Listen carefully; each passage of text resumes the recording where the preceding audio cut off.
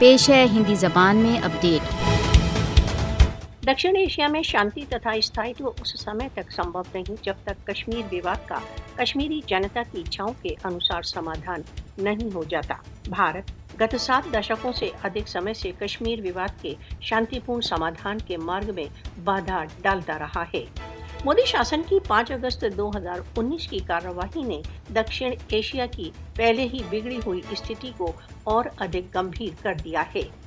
कश्मीरी भारत के हिंदू फासिस्टवाद के चंगुल में मृत्यु तथा नाश के तांडव में फंसे हुए हैं।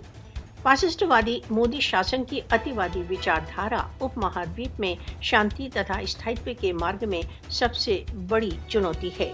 कश्मीर भारत का भीतरी मामला नहीं वरन एक अंतर्राष्ट्रीय मुद्दा है जिसको इसकी ऐतिहासिक पृष्ठभूमि में हल करने की आवश्यकता है। भारत कश्मीरियों के राष्ट्रसंघ प्रस्तावों के अपने भविष्य के विषय में निर्णय के अधिकार में सबसे बड़ी बाधा है। मोदी सैनिक उपायों के द्वारा कश्मीरियों के स्वतंत्रता के संघर्ष को नहीं दबा सकता। विश्व मौन ने दक्षिण एशिया में भारत की राज्य विस्तार की महत्वाकांक्षाओं को और अधिक बढ़ावा दिया है। सार्वभौमिक समुदाय को कश्मीर के संबंध में राष्ट्रसंघ के प्रस्तावों के पालन के लिए भारत पर दबाव डालना चाहिए।